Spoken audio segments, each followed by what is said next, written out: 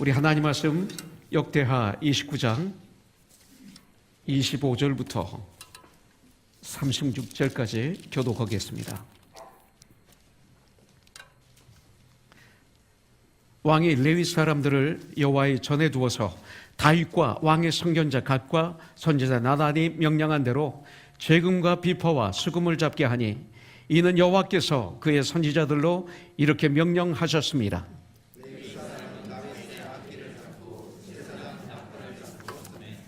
히스기야가 명령하여 번제를 제단에 드리세 번제 드리기를 시작하는 동시에 여호와의 시로 노래하고 나팔을 불며 이스라엘 왕 다윗의 악기를 울리고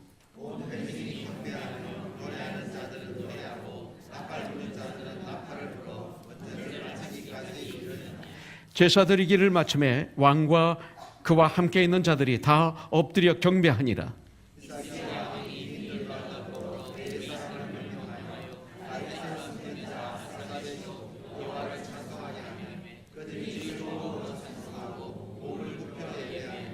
이에 히스기야가 말하여 이르되 너희가 이제 스스로 몸을 깨끗하게 하여 여호와께 드렸으니 마땅히 나와 제물과 감사 제물을 여호와의 전으로 가져오라 하니 회중이 제물과 감사 제물을 가져오되 무릇 마음에 원하는 자는 또한 번제물도 가져오니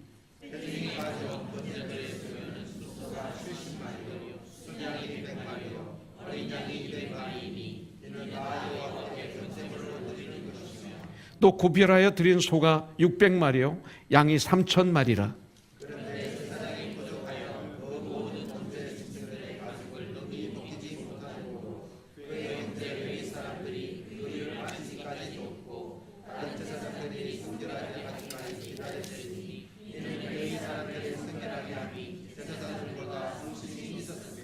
번제와 화목제의 기름과 각 번제에 속한 전제들이 많더라. 이와 같이 여호와의 전에서 섬기는 일이 순서대로 갖추어지니라. 이 일이 갑자기 되었으나 하나님께서 백성을 위하여 예비하셨으므로 히스기야가 백성과 더불어 기뻐하였더라. 아멘. 우리들이 시편 5편 우리 매일 읽는 분들이 많이 이제 더 이렇게 더 많은 분들이 시편을 읽으리라고 믿습니다. 그리고 잠언을 꼭 읽으시리라고 믿어요. 시편을 못 읽어도 여러분들 그 날짜의 잠언은 아침에 일어나셔서 꼭 읽으세요. 요새는 뭐 스마트폰이 있으니까 그냥 열면 바로 읽을 수가 있잖아요. 그래서 오늘이 16일이잖아요. 오늘 16장 꼭 읽으세요. 시편은 오늘은 좀 길었어요. 그러면 시간 될 때마다 지난주에 말씀드렸죠. 짜투리 시간, 비는 시간, 그런 시간을 유용하게 사용하셔서 계속 읽으셔서 시편 5편을 읽으세요. 그럼 너무 좋아요. 시편이 왜 좋으냐면요, 시편을 통해서 하나님이 어떤 분이신지, 하나님은 이러신 분입니다. 하나님은 사랑이십니다. 하나님은 우리의 반석이십니다. 하나님은 우리의 산성이십니다. 또 하나님이 어떤 분이신지 정확하게 알려주고 있고, 우리가 기도하는 방법을 가르쳐주고 있고, 모든 걸 다 가르쳐주고 있어요. 얼마나 좋은지 몰라요. 잠언은 지혜의 장이잖아요. 잠언 1장에 나오는 말씀을 쭉 보면 잠언을 읽을 때 이런 축복을 내가 너에게 주겠다 이렇게 말씀하셨잖아요. 이런 축복을 여러분들 누리세요. 그리고 그 날짜에 큐티를 하세요. 오늘은 좀 큐티가 짧았죠? 그죠? 8절까지 했어요. 그런데 처음 이 큐티를 하게 되면 이게 무슨 뜻인지도 안 들어요. 그러면 주님, 이 말씀을 통해서 제가 주님을 더 알게 해주시고 믿음이 깊어지게 해주시고 주님 역사해 주세요. 주님을 더 깊이 체험하게 해주세요. 이 말씀을 통해서 제가 변화되게 해주세요. 이런 마음으로 깨닫게 해주세요. 또 읽고 또 읽고 무릎 꿇는 마음으로 또 읽고 또 읽고 계속 읽으세요. 어떤 땐 저는 목사지만 지식적으로 나올 수 있지만 영적으로 저에게 와닿지 않으니까 한 60번 읽을 때도 있었어요. 뜻이 안 들어왔어요, 내 마음에. 그거 읽는 거예요. 근데 유혹이 있죠. 무슨 유혹? 모르면 주석을 보고 싶어요, 자꾸. 그죠? 다른 걸 보고 싶어요. 그럼 그다음부터 큐티 막히는 거예요. 하나님이 나에게 주신 그 말씀은 막히는 거예요. 하나님이 저와 얘기하기를 원하시거든. 예. 근데 다른 사람하고 얘기한 걸 대신 받으려고 그래. 예. 그래서 그런 손해를 보지 마세요. 그래 봐야 뭐예요? 아무 소용도 없어요. 예. 그렇게 해서 지식적으로 안다고 해야 조금 있으면 다 잊어버려요. 주님이 나에게 주신, 저에게 말씀하신 그 말씀을 내가 뜨겁게 가슴판에 찍혀질 때 그 말씀이 성령의 도우심으로 역사해서 놀라운 역사가 일어나는 거 아니겠어요? 주님과 나와의 대화, 단둘의 대화, 이것이 큐트예요. 이 삶을 끝까지 해보세요. 그러면요, 우리가 홀로 있을 때 승리해요. 이렇게 함께 있을 때는 붙잡아줘서 승리할 수 있어요. 그러나 때때로 우리는 혼자 있을 때 있잖아요. 그때 누가 도와주지 않으면 쓰러지잖아요. 그런데 큐티를 날마다 하면 안 쓰러진단 말이에요. 그래서 여러분들 이 큐티를 꼭 해주시기 바라겠습니다. 오늘 말씀은 어저 그저께 말씀이에요. 히스기야라는 뜻은 여호와는 힘이시다, 이런 뜻. 하나님은 힘이시다, 이런 뜻입니다. 히스기야. 그런데 역대하를 가만히 보면 29장, 30장, 31장, 32장 4장에 걸쳐서 히스기야 왕에 대한 설명이 나옵니다. 다른 왕은 1장 정도 이렇게 나옵니다. 그런데 히스기야 왕은 4장을 차지합니다. 왜냐하면 히스기야 왕의 스토리가, 이야기가 그만큼 중요하다는 그런 뜻이 있습니다. 여러분들 또 히스기야의 아버지 아스 하면 유다의 대표적인 악한 왕으로 기록이 됩니다. 그런데 그의 아들 히스기야는 유다 나라의 대표적인 선한 왕이었습니다. 전 이걸 보면서 우리 동준 형제를 생각하고 시언자매를 생각했습니다. 왜냐하면 성경에는 또 말씀하시기를 믿지 않는 자와는 멍에를 같이 매지 말라 그랬어요. 이게 말씀이에요. 그리고 또 이런 말이 있잖아요. 문제 아이의 뒤에는 문제 부모가 있다, 이런 말이 있어요. 그런데 가끔 예외가 있어요. 예외가. 송동준 형제가 예외예요.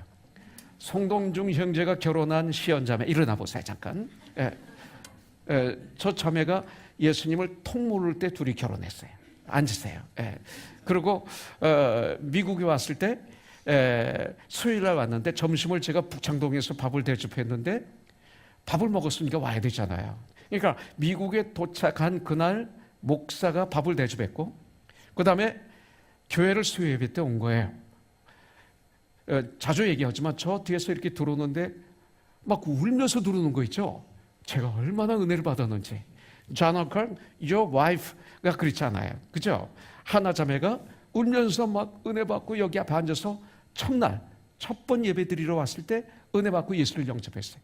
그래서 제2의 한나 자매가 생겼구나 하면서 그날 저는 혼자 부응했어요. 너무 뜨거워서 알고 보니까 너무 억울해서 울었대요. 내가 왜 이런 사람이 됐는가? 왜 이런 나에게 왜 이런 일이 생겨야 되는가? 내가 미국에 오자마자 첫날 왜 교회에 와야 되는가? 하면서 너무나 억울하고 그래서 울었다는 거예요. 나중에 들어보니까 얼마나 제가 창피한지. 예수 믿지 않는 시언자매가 어느 날 예수를 영접했는데 지금은 동전 형제보다 믿음이 더 좋아요. 이런 예외적인 일이 있어요. 또 오늘 보니까 아버지가 그렇게 악한 왕이었는데 이런 귀한 하나님의 사람의 왕이 아들로 태어나요. 참 하나님의 일은 오묘해요. 하나님이 우리에게 명령하셨지만 예외가 있어요. 저희 교회도 여러 가지 하나님의 영광을 위해서 세우는 법들이 좀 있습니다. 그러나 마지막 법이 뭐냐면 예외는 있다. 그러니까 법이 말씀 위에 서면 안 되죠. 법이 하나님 영광 가리면 안 되죠. 그와 마찬가지로 이런 말씀을 보면서 이것은 하나님의 은혜구나, 이런 생각도 한번 해봤습니다. 역대하 29장 2절에 보니까 히스기야가 그의 조상 다윗의 모든 행실과 같이 여호와 보시기에 정직하게 행하여 그랬어요. 히스기야 왕은 다윗 왕처럼 하나님 보시기에 정직하게 행했다고 성경에서는 히스기야에 대해서 말씀하고 있어요. 유다 왕들 중 다윗의 모든 행실과 같이라고 이렇게 평가를 받은 왕들은 그 세 명이 나와요. 하나는 누구냐면 여호사밧 왕, 그 다음에 히스기야 왕, 요시야 왕만 하나님 보시기에 다윗 왕처럼 이 단어가 들어갑니다. 그래서 이 세 명을 가리켜서 많은 분들은 얘기하기를 유다 나라의 세 명의 성군이다 이렇게 얘기를 합니다. 역대하 29장 3절 이하를 보면 하나님 보시기에 정직하게 행한 히스기야 왕의 스토리가 거기 나오고 있습니다. 이 내용은 히스기야 왕이 아버지 아하스가 파괴했던 성전들을 회복합니다. 그리고 예배를 회복하는 내용들이 쭉 나오고 있는 것을 볼 수 있습니다. 아하스 왕 당시, 히스기야 왕 당시 유다는 무척 힘들었을 때였습니다. 특별히 아하스 왕 때 더 힘들었습니다. 그 아람과 이스라엘의 침공이 있었죠. 그 다음에 에돔과 블레셋 나라가 계속 쳐들어와서 그 나라에 시달렸습니다. 또 아하스 왕이 이스라엘이 아람 또 이스라엘이 쳐들어왔을 때 아수르에게 도움을 청합니다. 그래서 도움을 청하기 위해서 성전에서 모든 재물을 긁어내고, 그리고 왕궁에서 재물을 긁어내고, 그리고 그것 좀 모자라서 그 유다 나라의 지도자들, 방백들에게 강권적으로 그 재물을 강탈하다시피 뺐습니다. 뺏어서 아수르에게 뇌물로 바쳤습니다. 그렇기 때문에 유다 나라 안에서도 나라가 그렇게 평안한 상태는 아니었을 것입니다. 그런 상황이었습니다. 또한 아하스 왕은 그 당시에 영적으로는 어땠어요?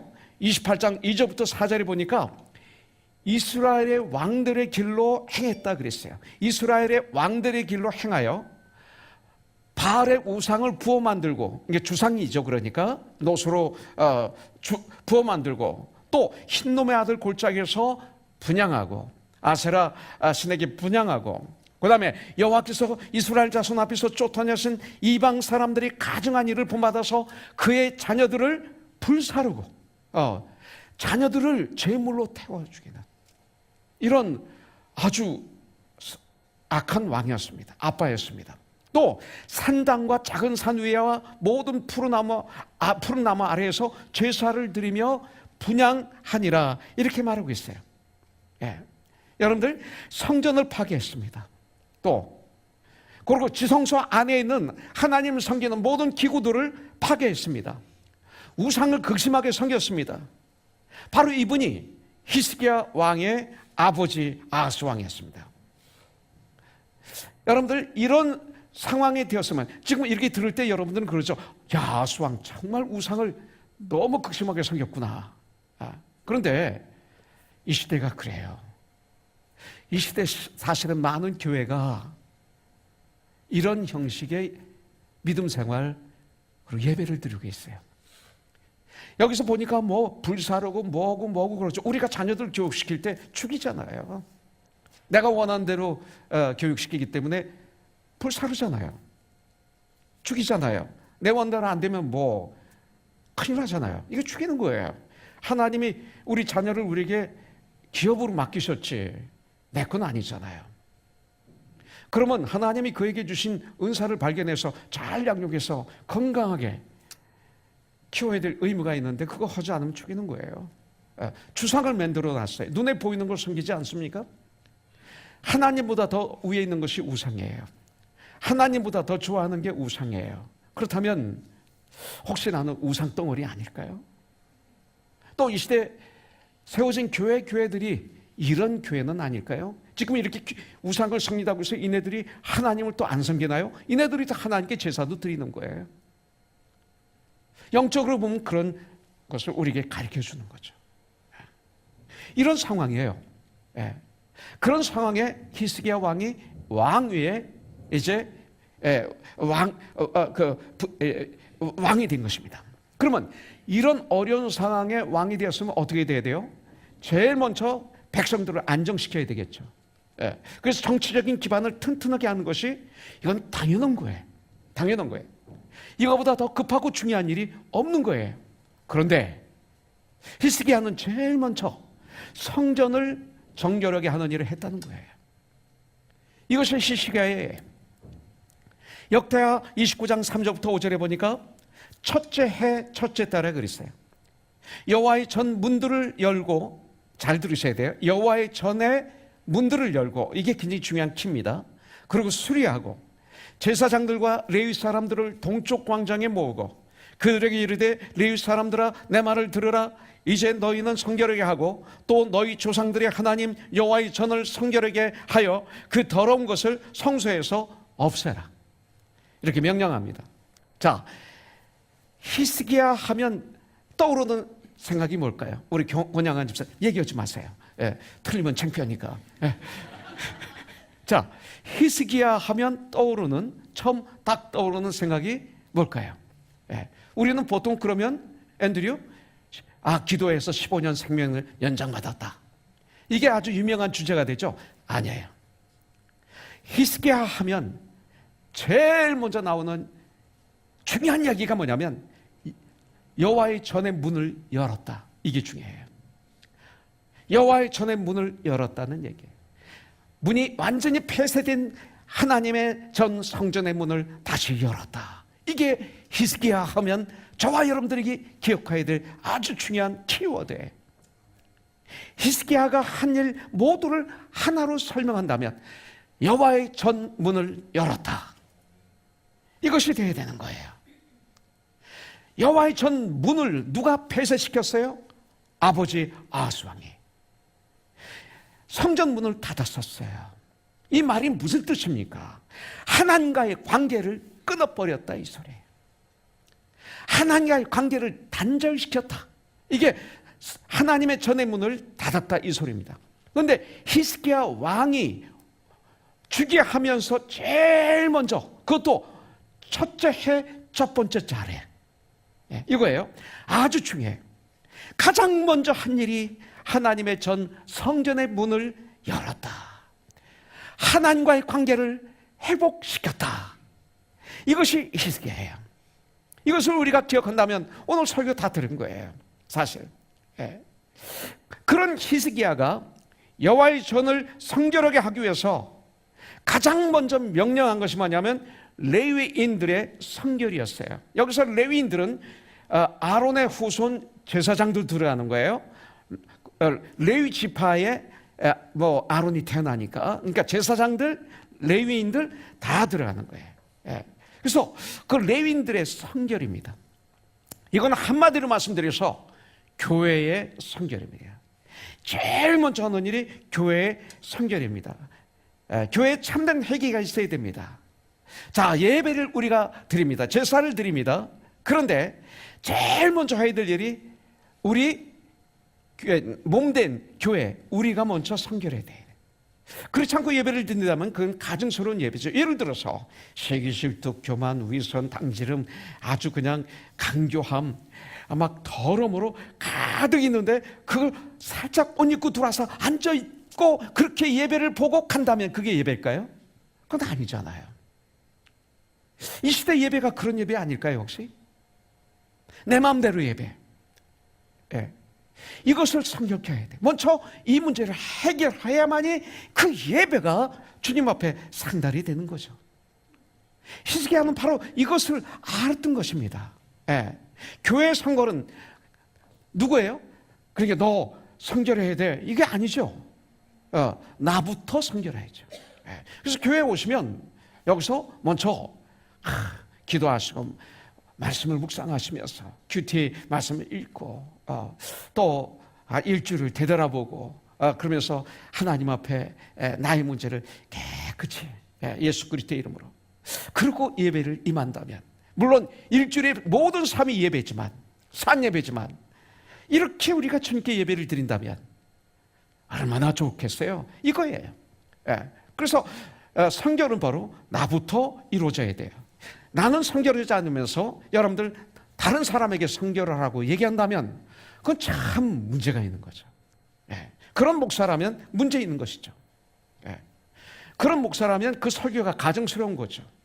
설교를 하면서도 목사가 내가 받아야죠. 이 설교를 통해서 설교하는 내가 먼저 은혜 받아야죠. 먼저 변화되어야죠. 그러면서 우리 같이 변화됩시다. 같이 은혜 받읍시다. 같이 성장합시다. 그래야 되는 거 아니겠어요? 여러분들, 참된 즐거움을 잃어버렸다면 참된 즐거움을 예배를 통해서 회복해야 돼요. 네. 왜냐하면 이렇게 온전한 예배를 드릴 때 그 참된 즐거움은 거기에 있었거든요.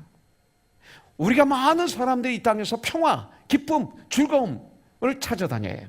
근데 그 즐거움이 어디에 숨겨 있었냐면 예배 안에 있었어요. 여러분들, 하나님에 대한 진실된 마음을 회복해야 돼요. 진실된 마음을 회복하지 않으면 주님께 예배를 드릴 수가 없어요. 사람과의 관계도 그렇잖아요. 진실되게 우리가 대화하지 않으면 우리 태도 아빠 정말 진실되게 대화하지 않으면 답답하잖아요. 시원하지 않잖아요. 그런데 진실된 관계, 진실된 대화는 시원하잖아요. 끝나고 돌아갈 때 아주 그냥 마음의 배가 가득 부르잖아요. 그런데 몇 시간 대화를 했는데 돌아가면서 굉장히 기분 나쁜 대화 해봤어요? 안 해봤어요? 해봤지. 참 기분 나빠. 잠도 안 와. 그런 거는 진실된 마음을 회복해야 돼요. 하나님과의 관계에서 하나님이 받으시고 기뻐하시는 신령과 진정으로 우리가 예배를 드려야 돼요. 주님이 기뻐 받으시는 참 예배를 드리면 여러분들 놀라운 일이 일어나요. 이 세상에서 절대 줄 수 없는 그렇게 우리들이 갖고 싶어 했던 그 참 즐거움이, 참 기쁨이 그때서야 내 마음에, 내 삶에 가득 차고 넘치게 되는 것입니다. 오늘 우리가 이런 참 예배를 드리기 위해서 우리들이 가져야 될 마음, 자세가 있습니다. 그중에 첫 번째 한번 보도록 하겠습니다. 27절, 28절에 보면 히스기야가 명령하여 번제를 제단에 드릴새 번제 드리기를 시작하는 동시에 여호와의 시로 노래하고 나팔을 불며 이스라엘 왕 다윗의 악기를 울리고 온 회중이 경배하며 노래하는 자들은 노래하고 나팔 부는 자들은 나팔을 불어 번제를 마치기까지 이르느니라. 아마 제가 지금 이렇게 말씀을 읽어드렸는데 아무 생각도 안 하시고 들으신 분이 계실지 몰라요. 근데 굉장히 중요한 거예요. 여기 답이 있어요. 첫 번째, 우리가 참된 예배를 올려드림으로 말미암아 참된 즐거움을 내가 누리는 삶을 살기를 위해서는 여러분들 은사대로 섬겨야 돼요. 은사대로 섬겨야 돼요. 여기서 보면 번제 드리기를 시작하는 동시에 노래하는 자들은 여호와의 시로 노래하고 노래하는 자들은 이렇게 됐어요. 제사장들은 크게 나팔을 불고 레위인들은 다윗의 악기로 연주하면서 하나님을 찬양했어요. 그 다음에 온 회중은 하나님을 경배했습니다. 여기에 맞춰 노래하는 자들은 다시 한번 노래하는 자는 노래하고 나팔 부는 자들은 나팔 불기를 언제까지 했어요? 번제를 마칠 때까지 계속하였습니다. 이렇게 질서 있게 각자의 역할로 나누어 드려진 예배를 드리는 거예요. 이것은 그들이 만든 거 아니에요. 머리를 맞대고 연구하고 고민해서 만들어낸 예배 형식이 아닙니다. 그것은 말씀에 의해서. 25절에 보니까 왕이 레위 사람들을 여호와의 전에 두어서 다윗과 왕의 선견자 갓과 선지자 나단이 명령한 대로, 사람이 명령한 거 아니에요. 아니, 그렇지 않아요. 이 명령한 대로 재금과 비파와 수금을 잡게 하니, 그 다음 답이 있죠. 이는 여호와께서 그의 선지자들로 이렇게 명령하셨습니다. 이거는 말씀대로인 거예요. 하나님이 원하시는 방법대로, 말씀대로 이겁니다. 다윗 왕과 선견자 갓과 선지자 나단의 명령대로 순종하여 드렸다. 그러면서 그 뒤에 답이 나오는 거예요. 그런데 그들에게 하나님이 그렇게 하라고 명령하셨다. 하나님의 말씀대로 드리는 거예요. 그들 마음대로 한 것이 아닙니다. 자, 자기 마음대로 했다가 망한 사람이 누구예요? 아하스 왕이죠. 히스기야 왕의 아버지 아하스 왕은 자신이 하고 싶은 짓만 했어요. 그랬더니 어떻게 됐습니까? 우상 덩어리가 되고 말았어요. 그의 삶은 엉망진창이었어요. 저와 여러분들도 이 믿음 생활을 내가 하고 싶은 대로 하면 제2의 아스가 되는 거예요. 예. 이 안에 다 집어넣어 놓고 그냥 내가 하고 싶은 대로 다 하고 살짝 겉옷을 입고 교회 와서 예배를 드리고 세상에 나가고 얼마나 힘들겠어요. 예. 또 여기서 지금 제사를 드리는데 여기에 어느 누구도 빠지는 사람이 없었어요. 특별한 사람만 번제를 드리거나 찬양하지 않았습니다. 레위인들은 악기로 노래를 했고요. 노래하고 악기를 잡고 연주했고, 제사장들은 나팔을 잡고 나팔을 불고, 그리고 이스라엘 백성들은 누구나 다 함께 노래하고 경배했다고 그랬어요. 여기는 신분이나 능력에 관계없이 하나님의 말씀에 의해서 할 수 있는 모든 사람들은 하나님이 주신 능력과 은사에 따라서 하나님께 찬양을 올려드렸어요. 진심으로 노래하고, 그리고 진심으로 악기를 연주하고, 진심으로 나팔을 불고, 진심으로 찬양을 올려드렸어요. 이것이 예배입니다. 하나님은 모든 구원받은 하나님의 백성들에게 특별한 은사를 주셨어요. 그가 혹은 사도로, 혹은 선지자로, 혹은 복음 전자로, 혹은 목사와 교사로 주셨으니, 예. 고린도전서 12장이나 로마서 12장에 보면 고린도전서 12장에는 9가지 은사가 있어요. 12가지 은사가 나와요. 로마서에 보면 또 7가지 은사가 나와요. 또 보조적인 은사들이 아주 많이 나와요. 그렇기 때문에 베드로전서 4장 10절에 보면 각각 은사를 받은 대로, 우리가 정말 하나님의 자녀라면 하나님이 우리에게 은사를 주셨어요. 손, 눈, 코, 입처럼 각각 은사를 받은 대로 하나님의 각양 은혜를 맡은 선한 천지기 같이 서로 봉사하라, 이렇게 주님은 말씀하고 있어요. 여러분들, 지난주 저녁에 우리 교회에서는 남가주 침례회 목사님들과 사모님들과 그 가족을 섬겼어요. 제가 신문에 보니까 미국에 수천 개의, 10,000개 이상의 한인교회가 있는데 그 중에 20명 이상 되는 교회가 20%도 안 된대요.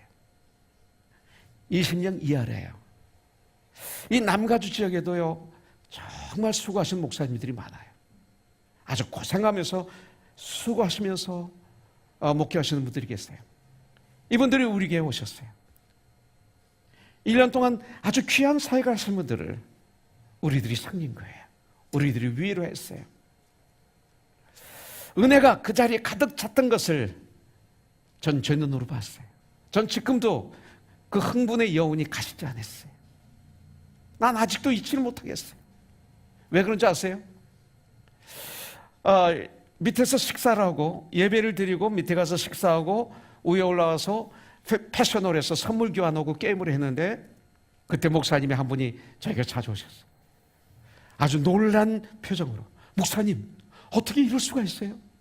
아니, 어떻게 명령하는 사람이 하나도 없는데 그 이렇게 식당에서 이 많은 우리들을 어떻게 이렇게 섬길 수 있어요? 소리가 나지 않아요? 그러는 거예요. 야, 뭐 이러면 안 돼, 저로 가, 이거 저로 보내지, 이런 소리가 하나도 안 들리더라고요. 마치 물이 흐르는 것처럼 섬기는 모습을 보면서 난 도대체 이해가 안 됩니다. 어떻게 이럴 수가 있죠? 지시하는 사람이 제 눈에는 한 명도 안 보였어요. 어떻게 자연스럽게 그렇게 섬길 수가 있고 봉사할 수가 있죠? 어떻게 해요? 그러는 거예요. 왜 그렇겠어요? 이유는 하나예요. 각각 은사받은 자리에 자기가 서 있으니까 당연한 거지, 거기서 하는 건. 당연한 거예요. 각각 자기 자리에, 은사대로 자기 자리에 그 자리에 있었기 때문에 소리 지를 필요도 없고 그런 거 있을 필요가 없는 거예요. 누구도 소리 지를 필요가 없는 거예요. 네. 너무나 아름답게 봉사하는데 저도 얼마나 행복한지. 네. 저는 저희 자리에 있었고, 그날 우리 영준 형제가 돼지갈비 못 먹는다고 그랬지? 원래 안 먹었나? 근데 그날 먹었지. 이제 드디어 그렇게 맛있었다고. 태규 형제는, 저 안에 있는 태규 형제는 얼마나 먹고 가는지 정말 그 아주 천한 말로 배가 터질 정도로 먹고 가고 그랬는데요. 정말 잔치였어요. 참 이거 바로 그거예요. 어느 누구도 소리 지를 필요 없었어요. 그리고 끝나고 난 다음에 봉사한 분들이 모여서 식사를 하는데 그 분위기가 얼마나 아름다운지. 권양은 형제도 거기 있었나요? 그 시간에 어디가 있었나? 괜찮아요. 그것도 다 보지 마세요. 예. 그 먹는 걸 제가 담임 목사님에게 보면서 너무 행복한 거예요. 그렇게 일을 하고 행복하게 일을 하고 모여서 막 하하호호 하면서 그냥 실컷 먹는데 너무 제가 보기에 좋고 그래서 이것부터 봐. 또 목사님들도 봤다. 그냥 이거 보는 게 전 행복했어요. 여러분들 그리고 이제 여기서 선물 교환하고 깨먹는 동안에 1층에 그 식사 100몇십 명의 한 식사 그 자리를 20분 만에 쫙 치니까 또 놀라는 거예요. 이걸 또 보러 가신 분이 계셨어요. 목사님들은 그런 거 봐야 되거든요. 안 보는 것처럼 오면서 다 봅니다. 왜냐면 가져가야 되니까. 놀라신 거예요. 어떻게 이걸 20분 만에 그릇 다치고 그 테이블 이거 다 하고 굴러놓고 청소하고 쫙 하니까 정말 자기는 손들었다고 이렇게 얘기를 하더라고요. 그날 참여했던 우리 코너스톤 지체들에게는 세상이 주지 못하는 즐거움으로 가득 찼었던 것을 저는 볼 수 있었어요. 이번 페루 단기 선교 다녀온 지체들에게 한번 질문해 보세요. 일부 예배 때 그렇게 했어요. 과연 페루 단기 선교 어땠느냐고. 저기 우리 두수 형제 있죠? 두수 집사에게 두수 집사 페루 단기 선교 어땠어? 한번 질문해 보세요. 저 얼굴 봐요. 이렇게 웃어요. 그래서 제가 일부 예배 때는 제가 일으켰다니까요. 그래서 이용복 장로 일어나라고 해서 페루 단기 선교 어땠냐고. 나 보지 말고 성도들 보고 그랬더니 다 웃었죠. 김명덕 장로가 표정이 좀 잘 못 잡잖아요. 근데 일어나서 한번 어떠냐 그랬더니 확 웃으시더라고요. 그리고 몇 명 시켰지? 일부 예배 때 한 대여섯 명 시켰어요. 민지까지. 얼굴 표정이 달라요. 우리 조성준 장자에게 물어보세요. 단기 선교가 이래요. 두수 형제에게 물어보면 이래요. 표정이 다 다르지만 그냥 웃어요. 너무 좋았어. 왜 좋아요? 자기 돈 들이고 시간도 들이고 손해보고 그리고 제대로 잠도 못 자고 제대로 밥도 못 먹고 심지어는 그 자매님들 부엌도 없는 데서 800개 햄버거를 어떻게 만들어요? 그 만들고 그렇게 삼기고 그냥 일어나면 일어나고 가라면 가고 하라면 했어요. 24시간 2주 동안 사역했어요. 그런데 그렇게 즐거웠던 거예요. 은사대로 자기 자리에서 주님 일을 하니까 온 마음을 다해서 진실된 마음으로 그리고 자원해서 은사대로 주님 일을 하니까 이 즐거움이 참 즐거움이 있는 거예요. 세상이 주지 못하는 즐거움이 있는 거예요. 중등부에서 어른들까지 바로 그거예요. 나에게 주신 은사를 발견해서 그 은사를 가지고 온 마음을 다해서 기쁨으로 온 마음을 다해서 감사함으로 주님 일을 할 때 세상에서 주지 못하는 참 기쁨이 나에게 차고 넘치는 줄 분명히 믿습니다. 여러분들 이 땅에서 하나님의 뜻을 이루기 위한 하나님의 계획이 계신 거예요. 그런데 그 위대한 계획이 바로 우리들이 내가 그 계획 안에 포함되어 있는 거예요. 여러분들 우리 하나님은 우리들을 영광스럽게 사용하셔서 당신의 뜻을 이루시는 거예요. 이것을 우리가 알아야 돼요. 이번 토요일 크리스마스 콘서트가 바로 그거예요. 마찬가지예요. 하나님이 원하시는 곳, 장소, 원하는 시간에 바로 그곳에서 주님이 주신 은사를 가지고 우리는 이번 토요일 날 열심히 번제의 제사를 예배를 주님께 올려드릴 거예요.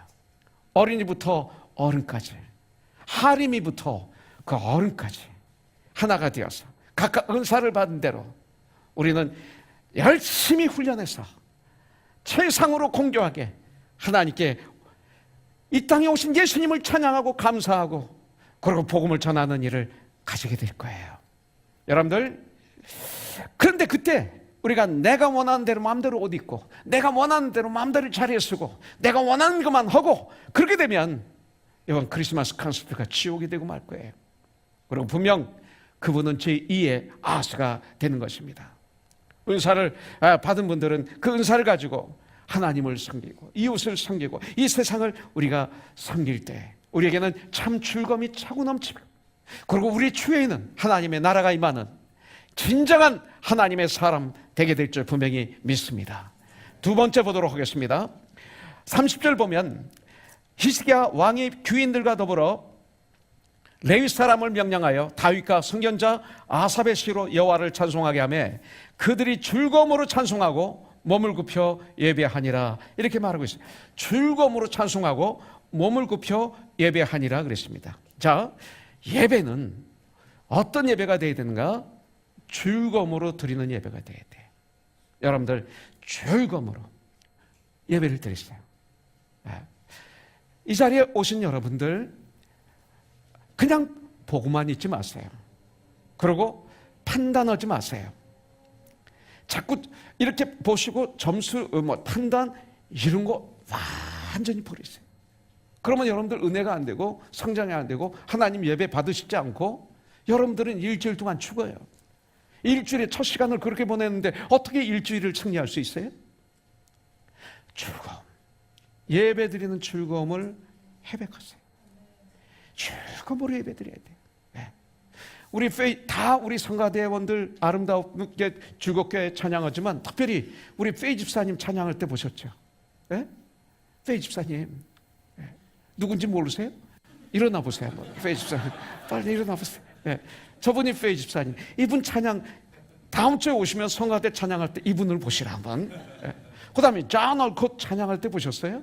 여러분들 저분이 한국말로 찬양한다는 것은 우리의 30배 내지 50배 힘든 거예요. 외우는 거예요. 영어 스펠링으로 외워가지고 찬양하는 거예요. 안 보고 입으로 입술 보세요. 정말 찬양하잖아요. 립싱크가 아니잖아요. 온 마음을 다해서 어느 한국 사람보다도 더 힘차게 할렐루야 한국말이 아니지. 이게 난 찬을 보면요 머리가 숙여져요. 하나님 앞에. 그리고 막 정말 감격이 돼요. 참 그럴 수가 없어요. 정말 기쁨으로 드리는 우리 자네 모습 우리가 볼 수 있잖아요. 그래요. 여호와를 찬송하는 직분을 받은 레위인들이 의무감이나 억지로 찬양한 것이 아니었어요. 요한계시록 4장은 전 너무나 좋아해요. 그래서 자주 저는 이야기를 합니다. 여기 보면 장차 우리가 천국에 가서 해야 될 일이 나오죠. 4장 1절에 보면 요한이 이 일 후에 내가 보니 하늘에 열린 문이 있는데 내가 들은 바 처음에 내게 말하던 나팔 소리 같은 그 음성이 이르되 이리로 올라오라. 이후에 마땅히 일어날 일들을 내가 내게 보이리라. 이렇게 말씀하셨어요. 2절부터 4절에 보니까 보좌에 하나님이 앉아 계세요. 어린 양이 서 계세요. 주위에 24개 보좌가 있어요. 그 보좌 위에 24장로들이 흰 옷을 입고 금관을 쓰고 앉아 있습니다. 5절부터 8절에 보니까 보좌로부터 번개와 음성과 우레소리가 나고 보좌 앞에 켠 등불 7이 있으니 이는 하나님의 7 영이라. 보좌 앞에 수정과 같은 유리바다가 있고 보좌 가운데와 보좌 주위에 4 생물이 있는데 앞뒤에 눈들이 가득하더라. 그 첫째 생물은 사자 같고 그 둘째 생물은 송아지 같고 그 셋째 생물은 얼굴이 사람 같고 그 넷째 생물은 날아가는 독수리 같은데 4 생물은 각각 6날개를 가졌고 그 안과 주위에는 눈들이 가득하더라. 그들이 밤낮 쉬지 않고 이르기를 24시간 밤낮 쉬지 않고 이르기를 거룩하다 거룩하다 거룩하다 3번씩이나 반복해요. 주 하나님 곧 전능하신 이여 전에도 계셨고 이제도 계시고 장차 오실 이시라 하고, 이 말씀을 우리가 읽을 때마다 저는 생각나는 성경 구절이 있어요. 히브리서 13장 8절이죠. 예수님은 어제나 오늘이나 영원토록 동일하신 분이시다. 이 말씀이 아주 떠올라요. 그리고 10절에서 보좌 앞에 엎드려 영원하신 하나님께 경배하며 금관을 벗어드리며 24장로들이 이렇게 찬양합니다. 그것이 11절에 나와요. 마지막 절에, 4장 마지막 절에 우리 주 하나님이여 영광과 존귀와 권능을 받으시는 것이 합당하오니 주께서 만물을 지으신지라. 이거 주님이 만물을 지으셨다. 만물을 창조하신 분. 만물이 주의 뜻대로 있었고 또 지으심을 받았나이다. 그래서 주님을 찬양합니다. 이 소리, 이 말씀을 보면 우리들의 예배의 관점은, 찬양의 관점은 그 보좌의, 천국 왕궁의 보좌에 앉으신 그 하나님을 보는 눈이에요. 보는 눈. 보는 눈이라는 게 뭐예요? 내가 주님을 믿는 것, 주님을 아는 것, 보는 눈, 이렇게 표현할 수가 있어요. 보는 눈이라는 건 뭐냐면 하나님이 나를 창조하셨다, 하나님이 만물을 창조하셨다, 우주 만물을 창조하셨다, 이것을 보는 눈이라고 그래요. 이걸 아는 걸. 하나님이 우주 만물을 다스리신다, 이것을 보는 눈이라고 그래요. 바로 이것을 알면, 이런 보는 눈이 있는 것, 하나님이 나를, 우주 만물을 창조하셨다, 하나님이 나를 다스리신다, 이것이 찬양의 출발이에요. 찬양의 기초이고 근원이에요. 내가 진정한 주님을 보는 눈이 있다면 나는 주님을 찬양할 수가, 안 할 수가 없어요. 난 주님을 찬양할 수밖에 없어요. 주님을 찬양하지 못하는 이유는 내가 주님을 보지 못하기 때문에, 내가 주님을 알지 못하기 때문에 주님을 찬양하지 않는 거예요. 찬양은 예배드리지 않는 거예요. 예배를 구경하는 거예요. 예배를 판단하는 거예요. 찬양은 우리 주 예수 그리스도에 대한 고백이고 헌신이죠. 그래서 시편 22편 3절에 보면 이스라엘의 찬송 중에 거하시는 여호와 하나님은 거룩하시다 그랬어요. 찬송 중에 거하시는, 예배 중에 거하시는, 우리가 정말 예배 드릴 때 그 예배는 주님이 거하시는 곳이 된다, 이렇게 성경은 우리에게 말씀하고 있어요.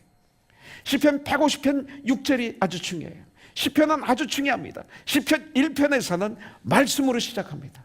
복 있는 사람은 하나님 말씀을 즐거워하는 자다, 낮과 밤으로 묵상하는 자다, 이렇게 말씀하고 있어요. 시편 150편 6절, 이 마지막 절은 호흡 있는 자마다 여호와 하나님을 찬양할지어다, 이렇게 말씀하고 있어요. 이것은 부탁이 아닙니다. 이것은 의무입니다. 이것은 명령입니다. 이것은 영광입니다. 여러분들, 그렇기 때문에 그 시편 기자가 계속 이야기하죠. 뭐라고 얘기합니까? 즐거운 소리로 주님을 찬양하라, 손바닥을 치며 주님을 찬양하라, 즐거이 주님을 향해서 찬송하라, 춤을 추며 주님을 찬양하라, 모든 악기로 주님을 찬양하라, 큰 소리 나는 제금으로 주님을 찬양하라, 몸을 묵혀 주님을 경배하라. 계속 하고 또 하고 또 하고 또 하고 또 하는 거예요. 그래도 우리가 변화가 잘 안 되거든요. 근데 마귀는 한 번만 하고 두 번째 못하게 하는 거예요. 두 번 하면 실력 없는 목사로 이렇게 판단을 해버려요. 그거 아니에요. 같은 말을 계속해야 돼요. 그 대신 뜨거운 기도와 뜨거운 묵상을 통해서 같은 말을 계속하는 게 말씀이에요. 그가 변화될 때까지. 마귀는 이걸 못하게 해요. 그래서 인기 목사가 되게 하는 거예요. 우리는 변화 안 되는 거예요. 다 그냥 가지고 있고 포장만 하고 있는 거예요. 아수처럼. 그러면 큰일 나는 것입니다. 여러분들, 이렇게 예배하라고 강권하고 있어요. 역대하 20장 19절에 보니까 그앗 자손과 고라 자손에게 속한 레위 사람들은 서서 심히 큰 소리로 이스라엘 하나님 여호와를 찬송하니라 그랬어요. 심히 큰 소리로 서서. 서 있기만 하면 안 돼요. 주님을 찬양할 때 서서 큰 소리로 온 마음을, 온 힘을 다했어 주님을 찬양하라. 제가 아까 기도한 나종욱 형제를 제가 참 찬양하는 걸 좋아해요.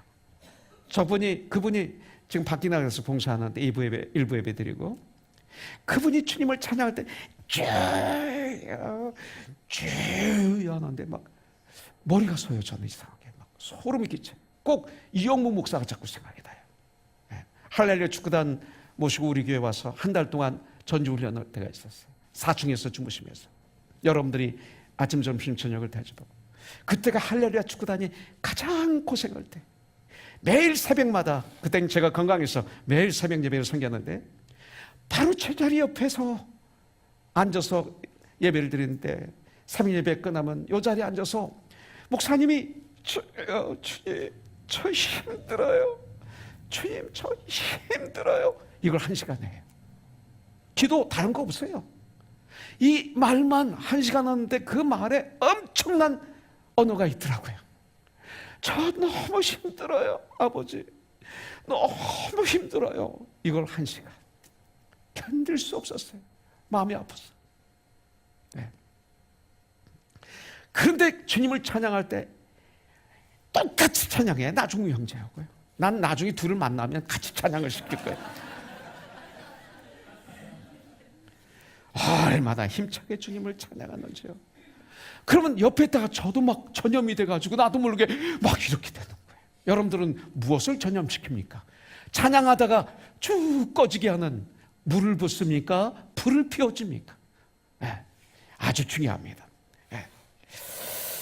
히스기야가 명령해서 드린 제사는 재금과 수금과 비퍼와 나팔 등 많은 악기를 동원해서 즐겁게 노래하면서 제사를 드렸어요. 이는 제사를 정말 백성들이 얼마나 즐거운 마음으로 드렸는가를 이 말씀을 통해서 우리가 볼 수가 있어요. 즐거움이 없는, 감사가 없는 제사는 하나님이 받으시지 않는다. 이게 성경이에요. 감사가 있는 예배, 즐거움이 넘치는 예배.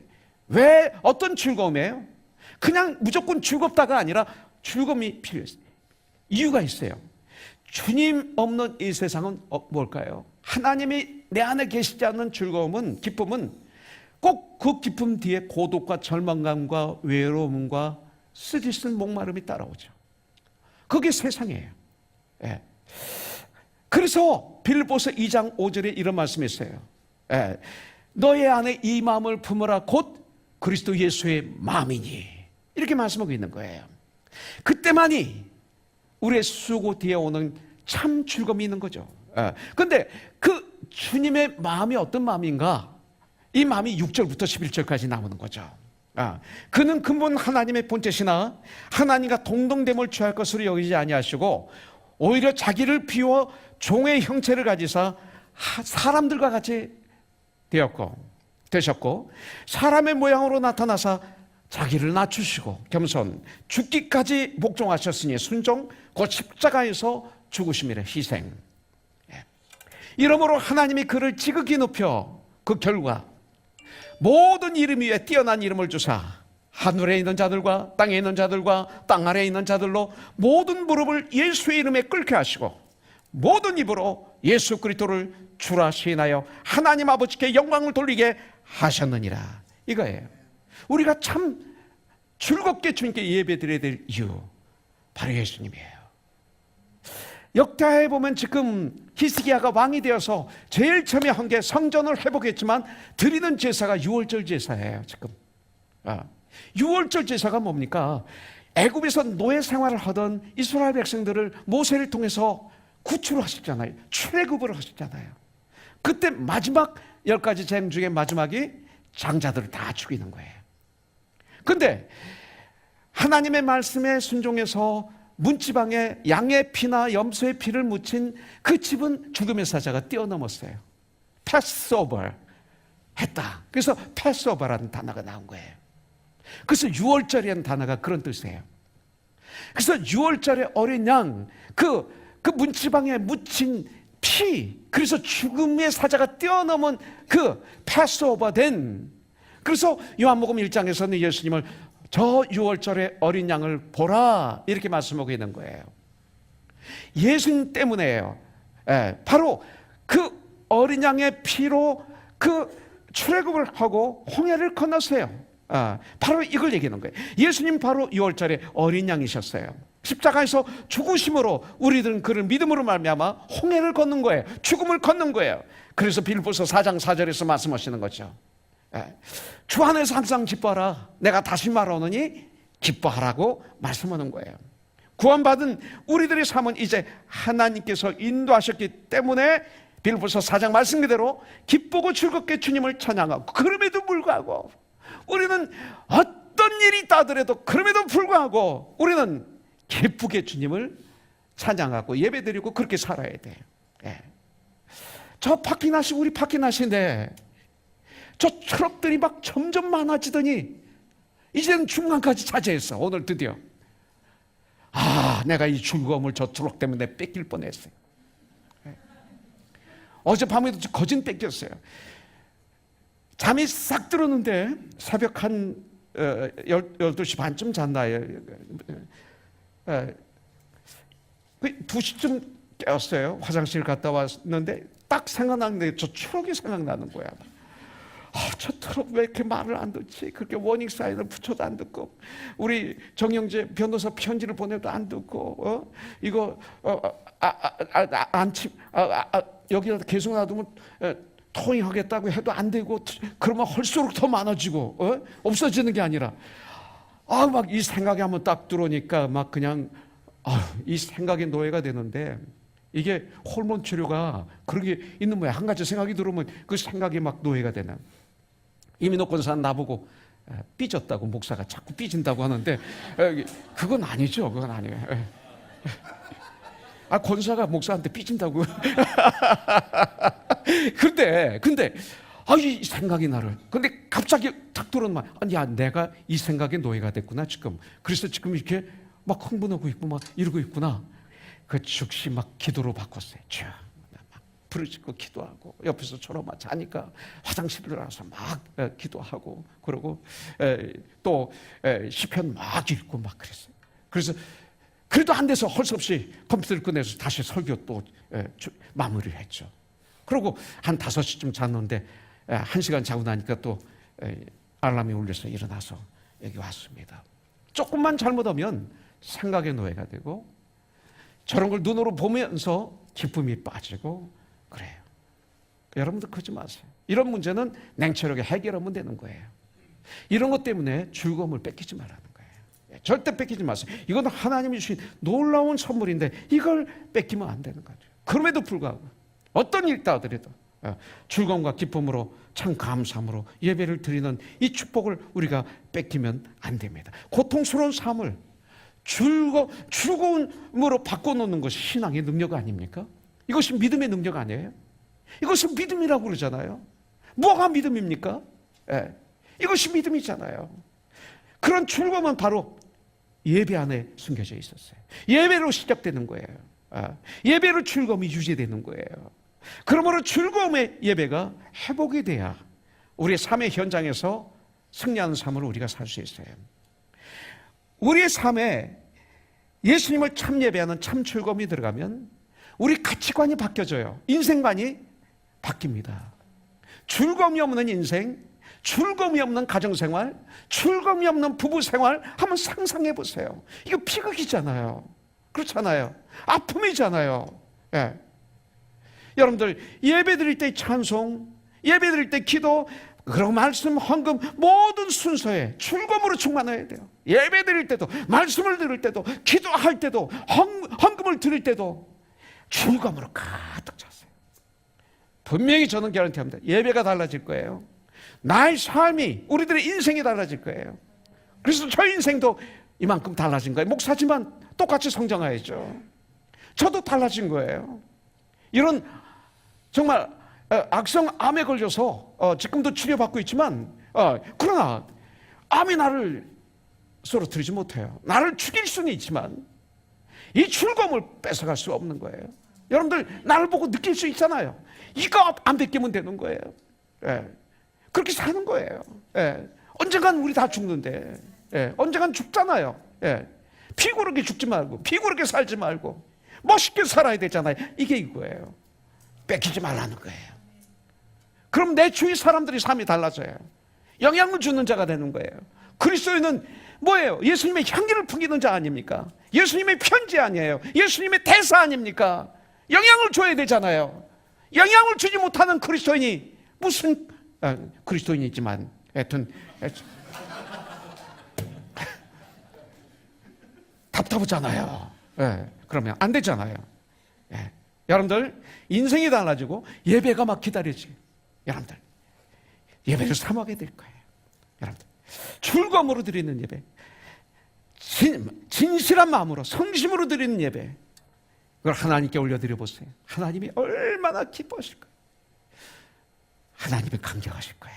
자, 세 번째 31절부터 보면 이에 히스기야가 말하여 이르되 너희가 이제 그리스도의 몸을 깨끗하게 하여 여호와께 드렸으니 마땅히 나와 제물과 감사제물을 여호와의 전으로 가져오라 하니 회중이 제물과 감사제물을 가져오되 무릇 마음에 원하는 자는 또한 번제물도 가져오니 회중이 가져온 번제물의 수요는 숫수가 70마리요 순양이 100마리요 어린 양이 200마리이니 이는 다 여호와께 번제물로 드리는 것이며 또 구별하여 드린 소가 600마리요 양이 3,000마리라. 그런데 제사장이 부족하여 그 모든 번제 짐승들의 가죽을 능히 벗기지 못하는 거로 그의 형제 레위 사람들이 그 일을 마치기까지 덮고 다른 제사장들이 성결하게 하기까지 기다렸으니 이는 레위 사람들이 성결하게 함이 제사장들보다 성심이 있었습니다. 번제와 화목제의 기름과 각 번제에 속한 전제들이 많더라. 이와 같이 여호와의 전에서 섬기는 일이 순서대로 갖추어지니라. 자, 마지막 세 번째, 드릴 때 자원해서 드리세요. 섬길 때 자원해서 섬기세요. 드림과 섬김의 축복을 누리세요. 우리들이 저나 여러분들이나 다 놓고 가요. 시간도 나의 능력도. 김장한 목사님이 그러더라고요. 영어를 아주 잘해요. 내가 이 영어를 이 목사한테 주고 천국 갔으면 좋겠는데 제가 영어 별로 못하는 걸 보더니 그러더라고요. 얼마나 창피한지. 예. 혼자 갑자기 그러시더라고요. 그래서 근데 그건 안 되는 거예요. 결국 김장호 목사님 그 얘기는 뭐예요? 놓고 간다 이거 다 놓고 가요. 예. 근데 어떻게 하겠어요? 즐거움으로 거룩한데 귀한데 보람인데 들으시고 섬기고 떠나는 거예요. 그럼 면류관이 있어요. 금관이 기다리고 있어요. 성전을 성결케 하고 재봉헌하는 일뿐만 아니라 성전 예배가 완전히 회복되었음을 여기서 보여주는 거예요. 지금 악한 아하스의 극심한 우상 숭배로 인해서 온 나라가 하나님께 드리는 제사를 폐하고 아주 극심하게 바알 등 우산을 섬기던 상태에 있다가 하나님에 대한 열심, 충성된 종으로 이렇게 빨리 아주 급하게 변화됐다 그랬어요. 빨리 변화될 수 있었던 것은 하나님께서 타락한 아하스의 치하에서도 히스기야와 같은 신실한 종들을 주님은 예배해 두셨던 거예요. 엘리야 선지자가 바르게 절하지 않은 종은 나뿐입니다 할 때 아니다, 7,000명을 내가 보호하고 있다 그랬어요. 나는 우리 고노손이 7,000명에게 안에 들어가기를 원합니다.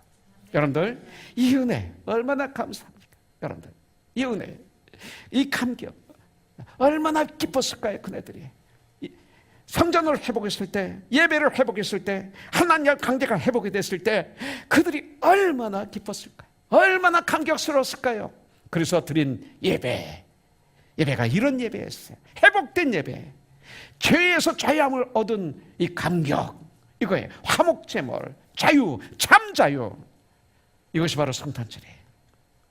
인간의 권력은 언젠가는 끝나게 돼 있어요. 부패하게 돼 있어요.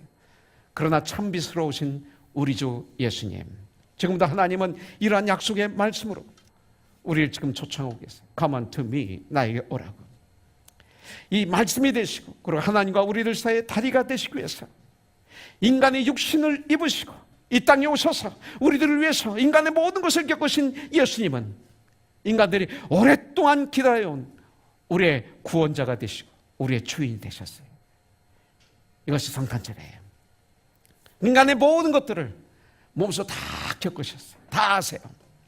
그러나 죄가 없으신 예수님은 우리들의 영혼을 사랑하시며 소망이 있었어요. 예수 믿기 전에 죽음에 대해서 뭐 해결했습니까? 소망이 없었던 우리들에게 소망을 주셨어요. 우리를 죄악에서 구원해 주신 진실한 구원자가 되어 주셨어요. 예수님은 섬김을 받으러 이 땅에 오신 것이 아니라 죽기까지 섬기러 오셨어요. 죄악에 물들은 죄인된 나를 구원하시기 위해서 오셨어요.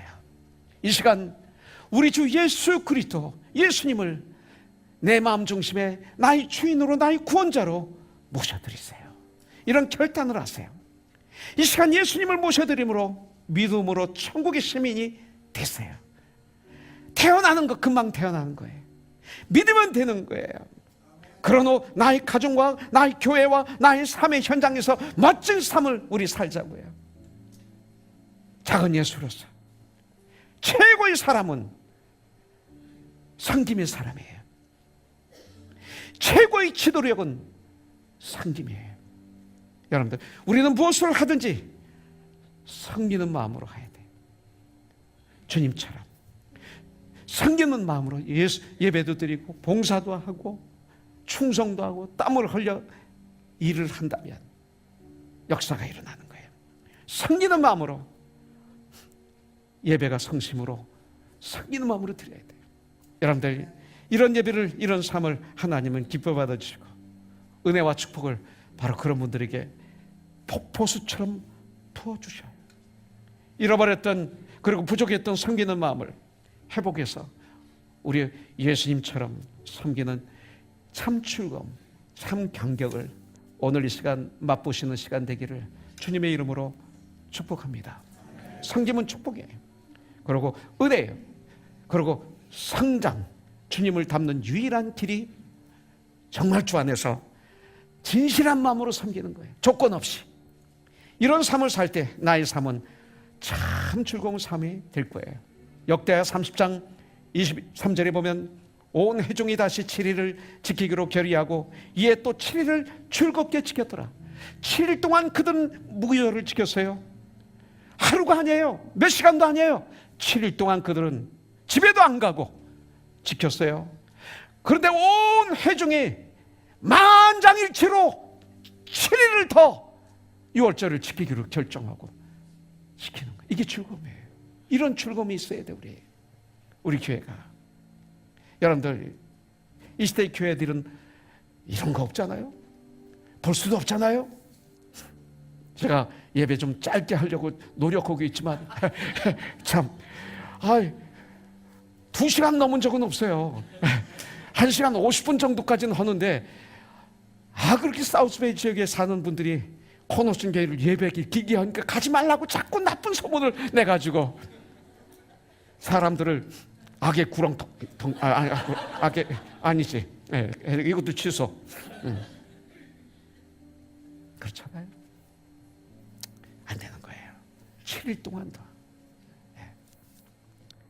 참 많이 다릅니다. 6월절 제사를 드리는 그들, 제가 이걸 읽어드리고 끝내겠습니다. 역대하 30장 어제 큐티 25절부터 26절. 유다 온 회중과 제사장들과 레위 사람들과 이스라엘에서 온 모든 회중과 이스라엘 땅에서 나온 나그네들과 유대에 사는 나그네들이 다 즐거워했으므로, 오늘 이 시간 난 그런 일이 우리 교회에 있기로 다 즐거워했으므로 예루살렘에 큰 기쁨이 있었으니 고노스네. 이스라엘 왕 다윗의 아들 솔로몬 때로부터 이러한 기쁨이 예루살렘에 없었더라. 이런 기쁨, 오늘 이 시간 여러분들의 것이 되기를 주님의 이름으로 축복합니다. 우리 같이 주님을 찬양할까요? 나를 지으신 이가 하나님, 나를 부르신 이가 하나님, 나를 보내신 이도 하나님, 나의 나 된 것은 다 하나님 은혜라. 나의 달려갈 길, 나의 달려갈 길 나가도록, 나의 마지막 곳 다하도록, 나로 그 십자가 품게 하시니, 나의 나 된 것은 다 하나님 은혜라.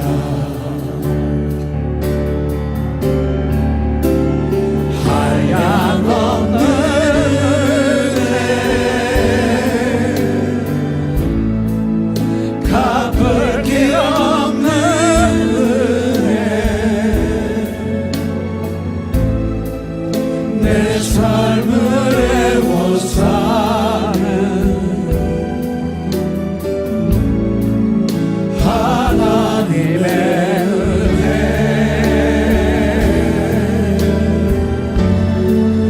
나 주저하지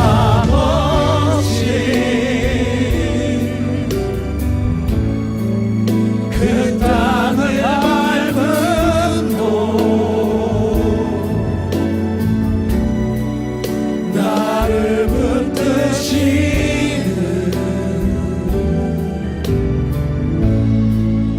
하나님의 은혜, 나를 붙드시는